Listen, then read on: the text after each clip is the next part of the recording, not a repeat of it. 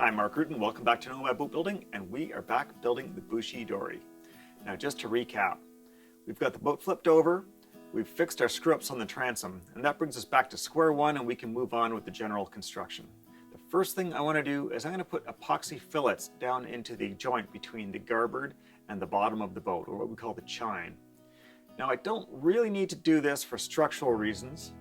I think the chine is pretty strong there as it is. We've got a good wood-to-wood beveled joint with epoxy in there, and we've got it fiberglassed over.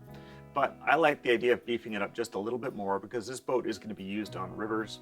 So we're going to put an epoxy fillet in there. Now, I'm not going to glass it over because I don't think that's necessary for this particular construction.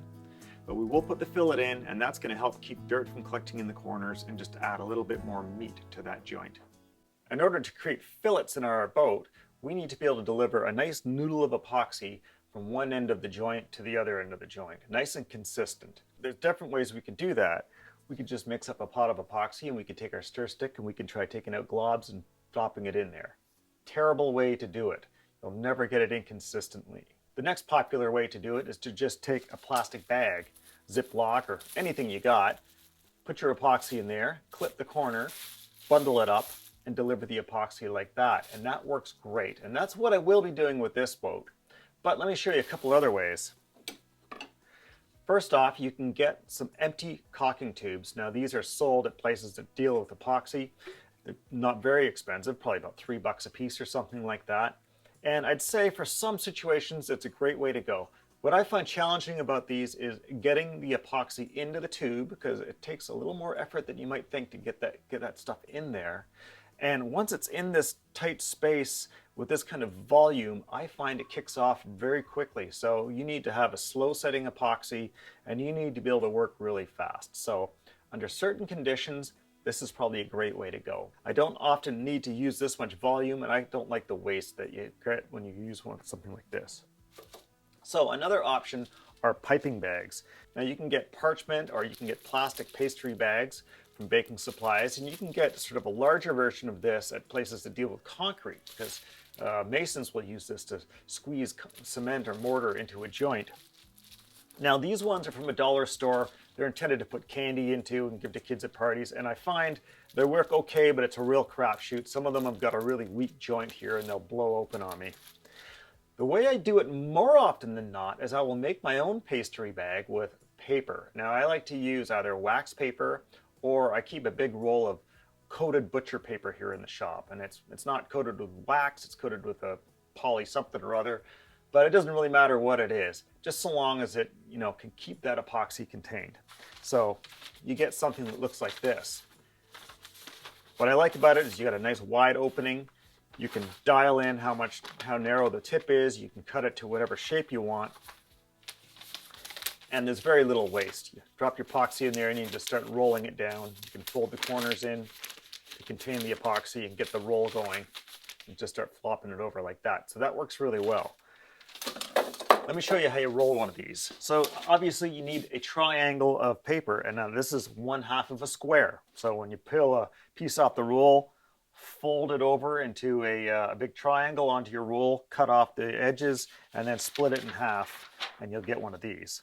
So the way we do this, we flip this around, we take one corner, we fold it, bring it over to this corner here, and then we keep these sides aligned.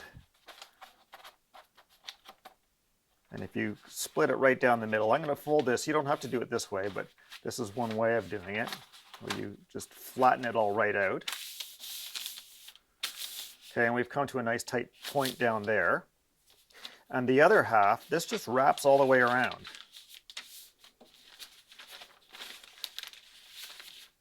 Onto the back side, and it touches that corner too. And there we go, we've got our bag. Now, what I like about doing this is if you are careful, you can deliver your epoxy into the right spot, and the right spot is about here, off center, so that you can take this side, you can roll it over and flatten it out, and then bring the other side around, roll it around and flatten it out, and now your epoxy is contained inside, and I'm not having to try and feed it through the end, you see? that works great, but it takes some practice and I often fumble it. So that's just a little technique that I'm slowly trying to work out the minor kinks of, but it works really well. Okay, but for this particular build, I just use the old plastic bag technique and that works just fine too. So let's get right back to work. Okay, now we're going to fillet the chine here. So what I'm doing is I'm just wetting out my chine area with a coat of unthickened epoxy. This is going to help the thickened epoxy smooth flow a little bit easier. Hopefully will aid the cleanup a little bit as well. I'm applying epoxy to this joint using a plastic bag filled with Russel Brown's filleting recipe.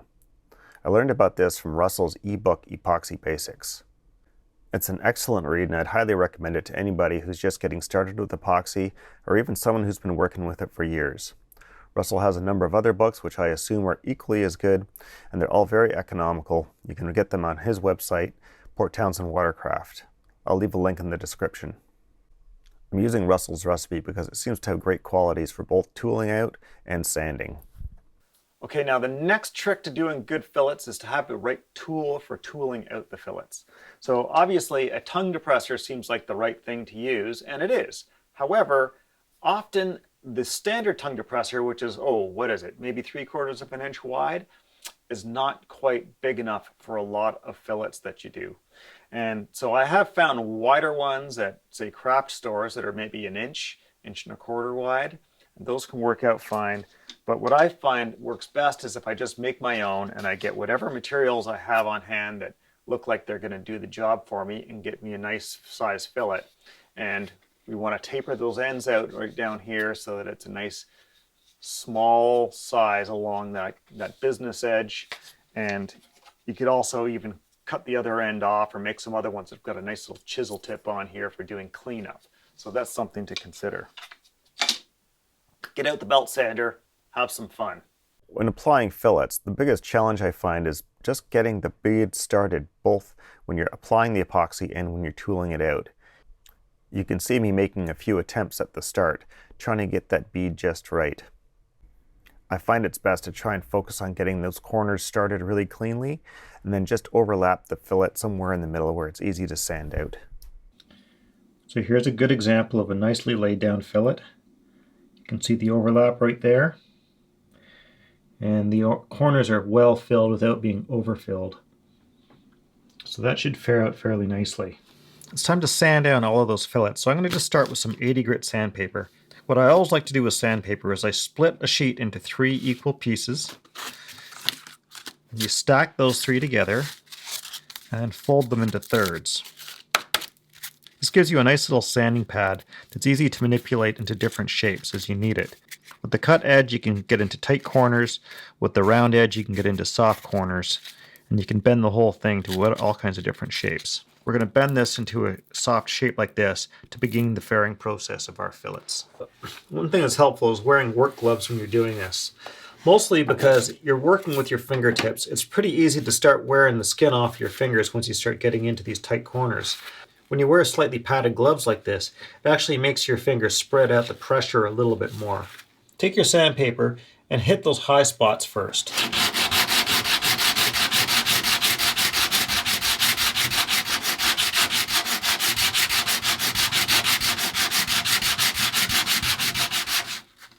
Use a bit of a light touch because what you don't want to do is have that sandpaper conform on either side of your high spot, leaving the high spot high. You can try employing one of these flexible sanding blocks, but I find that the curves in here are a bit too tight and it doesn't really work all that well.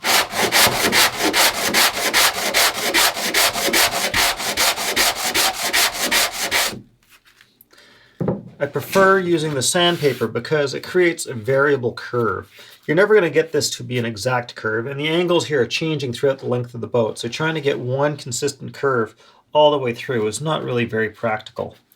Better off working like this and just trying to find a happy medium between the two surfaces and the depth of your fillet.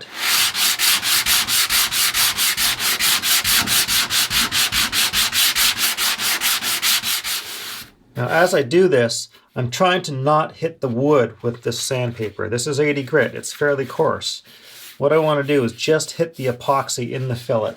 I'm going to leave the edges a little bit proud, and I'm going to come back later with lighter sandpaper to finish those off. What I'm looking for now is just trying to sand it out until I don't have any more pitting. Very small pits I'm not too worried about. It's the larger ones that are the result of the tooling that I'm most concerned with.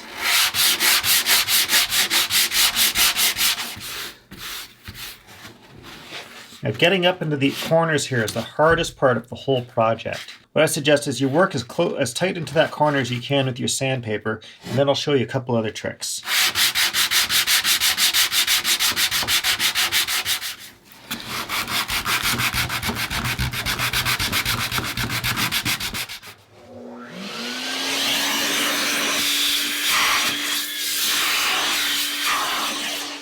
Okay, now to get right up into the corner, what I've got here is a scraper, and I've ground it down to a nice curve.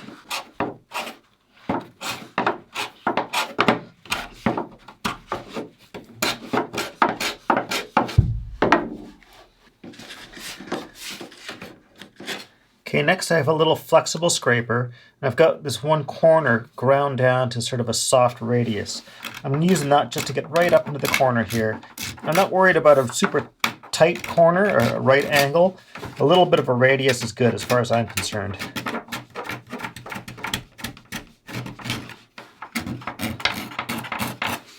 If there's any epoxy on the face of the frame, this is probably the best tool for getting that off as well.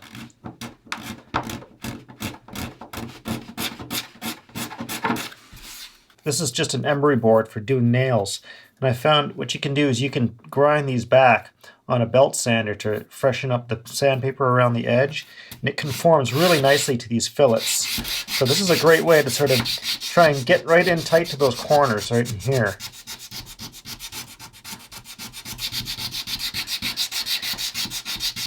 They are a bit soft, so they'll sort of mash down into the shape of your fillet a little bit.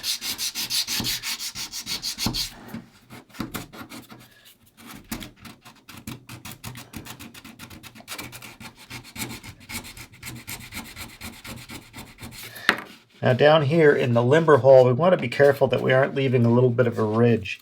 It can be a bit difficult to get at, but I'll just carefully try and scrape that back. I don't want dirt collecting in there.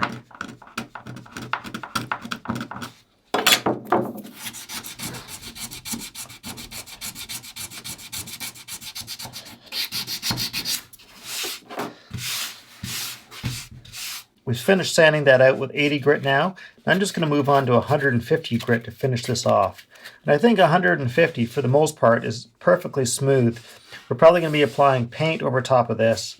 You could go smoother if you really wanted to, but I don't think it's overly necessary. I'm going to let this 150 grit ferre out the feather edge of the fillet onto the surface of the plywood.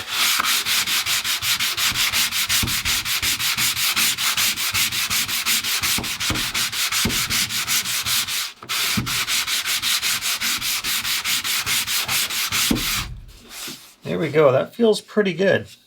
I'm quite happy with that.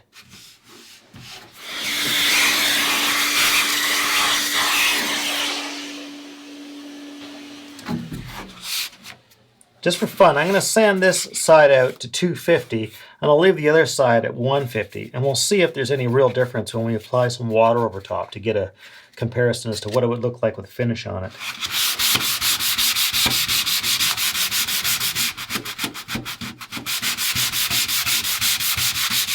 Okay, this half is sanded out to 240. This half is just sanded out to 150. We're just going to see if there's any obvious noticeable difference between the two when I dampen it down.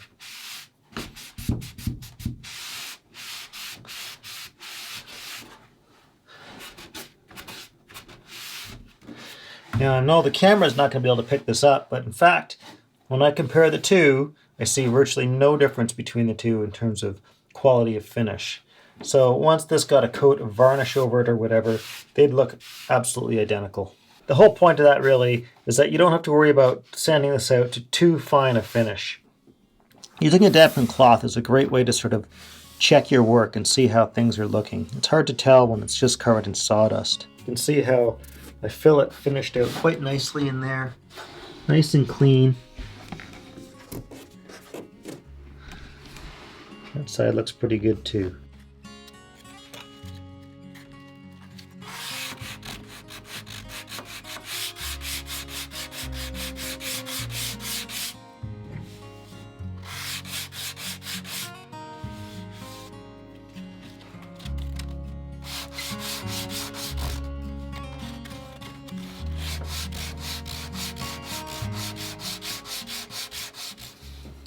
Getting right into these corners might be difficult, so you might have to make yourself a little tool to do that.